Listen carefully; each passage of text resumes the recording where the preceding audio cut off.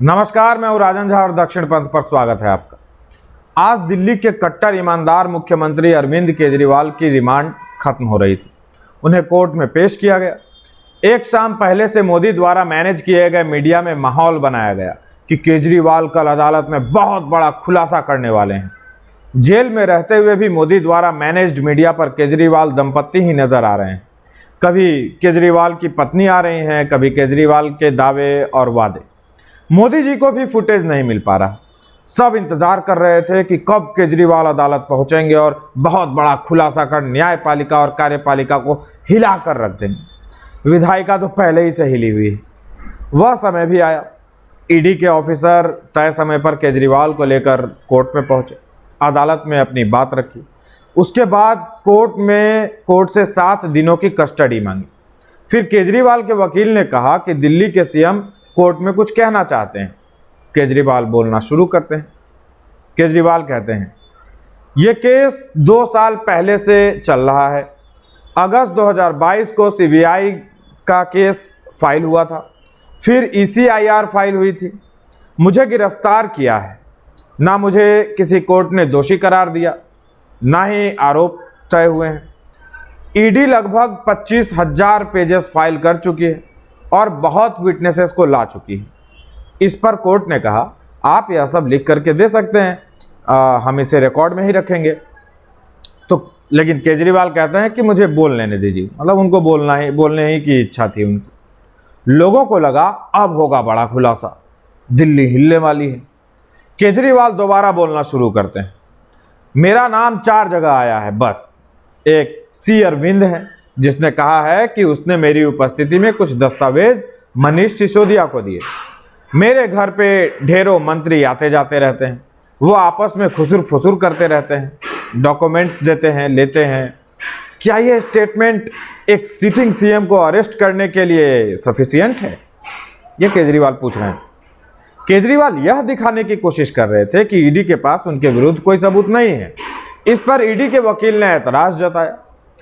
ASG SV Raju objects. Kejriwal ने कहा, राजू साहब, मैं आपसे आशीर्वाद चाहता हूं, प्लीज मुझे बोलने दीजिए। कोर्ट के जजों को भी उनका भाषण पसंद आ रहा था, तो कोर्ट के जजों ने कहा कि 5 मिनट में अपनी बात पूरी करिए। केजरीवाल कहते हैं, स्टेटमेंट्स पे स्टेटमेंट्स रिकॉर्ड हो रहे थे जब तक वो यानी T शरद रेड्डी मेरे खिलाफ स्टेटमेंट नहीं दे रहे थे। इसका मतलब ईडी का इंटेंशन मुझे फंसाना था। केजरीवाल इसके बाद राघव मगुंटा की बात करते हैं और कहते हैं कि उनके यानी राघव के 5 स्टेटमेंट होते हैं। वे भी वही बोलते हैं जो उन्होंने बोला। जब उनके पिताजी स्टेटमेंट बदलते हैं तो उन्हें छोड़ दिया जाता है। ये जो 6 स्टेटमेंट है जिसमें वो मेरे बारे में नहीं बोलते हैं, वो रिकॉर्ड पर नहीं लाया जाता। मैं केवल यह जानना चाहता हूं कि क्या ये 4 स्टेटमेंट एक सिटिंग सीएम को अरेस्ट करने के लिए सफिशिएंट हैं? 1 लाख पेज जो ईडी के दफ्तर में है हमारे फेवर में, वो रिकॉर्ड पर नहीं लाया जाता है। केजरीवाल जी को अधिक अफसोस इस बात का हो रहा होगा कि लंबी लंबी पूछताछ के बीच उनसे 1-1 लाख पेज गिनवा लिया जाता है और रिकॉर्ड पर नहीं लाया जा रहा। रद्दी वालों को बेचने के लिए गिनवाए गए थे क्या वो पेज? ऐसा कौन करता है भाई? चलिए, विषय से विषयांतर नहीं होना, कोर्ट की प्रोसीडिंग में चलते हैं। आगे क्या हुआ वह सुनिए। केजरीवाल पूछ रहे हैं कि शराब घोटाले के पैसे आखिर हैं कहां? सुप्रीम कोर्ट के किसी जजमेंट का हवाला देकर केजरीवाल कहते हैं, ये जो 100 करोड़ बोल रहे हैं वो असल में कहीं है ही नहीं। असली शराब घोटाला होता है ईडी की इन्वेस्टिगेशन के बाद। केजरीवाल कहते हैं कि ईडी आम आदमी पार्टी को खत्म करना चाहती है। इस पर ईडी के वकील एतराज जताते हैं और कहते हैं कि केजरीवाल जांच एजेंसी पर सवाल उठा रहे हैं। लोगों को लगता है वे इस पर कोई सबूत देने वाले हैं, पर ऐसा नहीं होता। वे आगे कहते हैं, शरद रेड्डी ने बीजेपी को 55 करोड़ का डोनेशन दिया है। मेरे पास सबूत हैं कि यह रैकेट चल रहा है।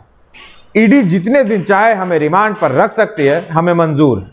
केजरीवाल के वकील कहते हैं कि सीएम यह नहीं कह रहे कि मनी ट्रेल हुआ तो उन्हें रिमांड पर न भेजा जाए, लेकिन इस बात की जांच तो हो। अब ईडी के वकील कहते हैं कि गवाहों ने पहले अलग बयान क्यों दिए और बाद में क्यों बयान बदला, इन गवाहों ने सीएम अरविंद केजरीवाल का नाम क्यों लिया गया, यह सब का सब रिकॉर्ड में दर्ज है। केजरीवाल या उनके वकील जो दलीलें दे रहे हैं वही बातें हाई कोर्ट में हो चुकी हैं। केजरीवाल और उनके वकील खिलवाड़ करने की या ये कह सकते हैं कि कोर्ट का समय जाया करने की कोशिश कर रहे हैं। एसबी राजू ने कहा कि अरविंद केजरीवाल मनगढ़ंत काल्पनिक बातें कर रहे हैं। उनका कहना है कि केजरीवाल को कैसे पता कि ईडी के ऑफिस में 1 लाख पन्ने उनके फेवर में रखी हुई हैं। राजू गंभीर हो जाते हैं और कहते हैं कि केजरीवाल आम आदमी पार्टी के कन्वीनर हैं, कर्ता धर्ता हैं। पार्टी को रिश्वत की रकम मिली है जिसका इस्तेमाल गोवा चुनाव में किया गया था। हमारे पास गवाह हैं कि वे पैसे साउथ ग्रुप के हवाला रैकेट से आए थे। इनका पूरा चेन है। केजरीवाल इस चेन के बारे में कुछ नहीं बतला रहे हैं। राजू अब शरथ रेड्डी द्वारा भाजपा को मिले चंदे पर केजरीवाल की दलील का जिक्र करते हैं और कहते हैं कि इसका शराब घोटाले से कोई लेना देना नहीं है, क्योंकि भाजपा या किसी और को यह नीति बनाने का अधिकार नहीं था। किसी व्यक्ति ने किसी राजनीतिक पार्टी को चंदा दिया, इसका शराब घोटाले से कोई कनेक्शन नहीं हो सकता। यही बात मैंने भी इस मुद्दे पर बनाए गए अपने वीडियो में कही थी। उसका लिंक डिस्क्रिप्शन बॉक्स में पेस्ट कर दूंगा। वह वीडियो देखना आपके लिए इसलिए भी जरूरी है ताकि आप शराब घोटाला क्या है, कैसे हुआ, ये सब ठीक से समझ सकें। अब आगे राजू की बात पर आते हैं। राजू कहते हैं कि अरविंद केजरीवाल यदि एक राज्य के मुख्यमंत्री हैं तो इसका अर्थ यह नहीं कि वे दोष मुक्त हो गए। एजेंसियों के पास किसी आम आदमी की तरह ही सीएम को भी गिरफ्तार करने का अधिकार है। राजू ने यह बात कोर्ट में इसलिए कही क्योंकि केजरीवाल बार बार कह रहे थे कि क्या इतने से सबूत में एजेंसी एक सिटिंग सीएम को गिरफ्तार कर सकती है। राजू ने बतला दिया कि कर सकती है। सीएम भी देश का आम नागरिक ही होता है जिस पर सभी नियम एक से ही लागू होते हैं। इस पर कोर्ट की तरफ से कहा गया कि हम इस समय रिमांड बढ़ाए जाने पर बहस कर रहे हैं। इस पर राजू ने अदालत को याद दिलाया कि साउथ के एक ग्रुप से आम आदमी पार्टी को 100 करोड़ रुपए मिले जो गोवा चुनाव में खर्च किए गए। शराब घोटाले में की पूरी एक चेन है, एक रैकेट है। इस पर कोर्ट ने कहा कि कुछ देर में फैसला सुनाते हैं। केजरीवाल के वकील ने कोर्ट से कहा कि क्या मैं श्री राजू की दलीलों का जवाब दे सकता हूं। इस पर ईडी के वकील ने कहा जवाब तो आपने पहले दे दिया है, जिसके बाद अब एक बार जवाब देने के बाद अब दोबारा आप नहीं दे सकते, यह अप्रासंगिक है, इट्स इरिलेवेंट। इस पर गुप्ता जी नाराज हो गए, यानी अरविंद केजरीवाल के वकील, और वो चिल्लाने लगे, what is irrelevant, how can you से इट्स इरिलेवेंट। इस पर कोर्ट ने गुप्ता जी को फटकार लगा दी और कहा कि आवाज नीचे करके बात कीजिए। मैंने सभी पक्षों को सुन लिया है, यह कोर्ट का कहना है। फिर गुप्ता जी केजरीवाल की तरफ से कहते हैं, मैं सहयोग करने को तैयार हूं, लेकिन किस लिए गिरफ्तार किया गया मुझे? मनी ट्रेल तो खर्च हो गई वहां गोवा में, फिर किस लिए गिरफ्तारी की है? यह हास्यास्पद था। यह तो वही बात हो गई कि चोर पकड़े जाने के बाद बोले मैंने चोरी के पैसे खर्च कर दिए, अब मुझे क्यों पकड़ रहे हो भाई। इसके बाद मोबाइल फोन का भी जिक्र हुआ। ईडी ने जो फोन जब्त किए हैं केजरीवाल उनका पासवर्ड नहीं बतला रहे हैं। आज अदालत में पूछ रहे थे कि क्या पासवर्ड देना जरूरी है। क्या कहा जाए इस आदमी को। अरविंद केजरीवाल कह रहे हैं कि वो अपने वकीलों से बात करके तय करेंगे कि पासवर्ड देने हैं या नहीं। अगर वो पासवर्ड नहीं देते हैं तो ईडी गैजेट्स की छानबीन के लिए दूसरा रास्ता अख्तियार करेगी। बकौल ईडी, अरविंद केजरीवाल जांच में सहयोग नहीं कर रहे हैं और अपने आईटीआर यानी आयकर विवरण का भी विवरण नहीं दे रहे हैं या वो नहीं दिखला रहे हैं। गुप्ता जी आखिर में कहते हैं, अच्छा कोर्ट इलेक्टोरल बॉन्ड वाले मामले में जांच के आदेश तो जारी करेगी। मुझे वकालत की उनकी उतनी जानकारी तो नहीं है, लेकिन यदि आम आदमी पार्टी के पास पक्के सबूत हैं तो वे फॉर्मल केस फाइल करें और अदालत में सबूत दें। इसमें कौन सी बड़ी बात है? वो सबूत लेकर बैठे हैं, केस फाइल क्यों नहीं कर रहे? थोड़ी देर के बाद कोर्ट का फैसला आया और दिल्ली की अदालत ने अरविंद केजरीवाल को 1 अप्रैल तक के लिए रिमांड पर भेज दिया। उन्हें राहत नहीं मिली।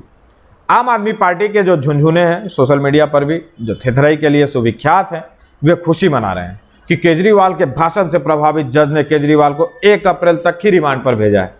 ईडी ने 7 दिन का रिमांड मांगा था, लेकिन ईडी की बात नहीं मानी गई।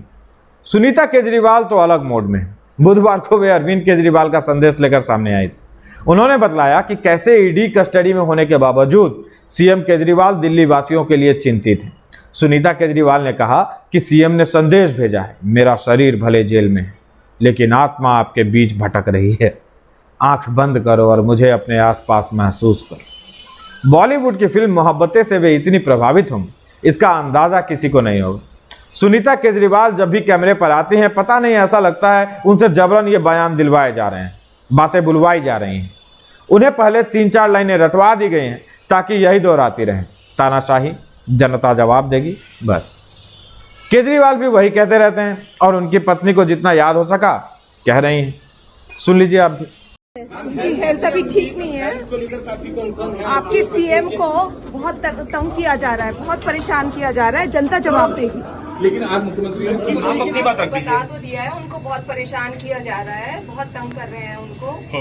उनकी तानाशाही नहीं चल पाएगी, जनता इसका जवाब देगी। चलिए थैंक यू। ये परेशान है। तो आज के वीडियो में इतना ही। सेमी रोस्ट करने की कोशिश थी।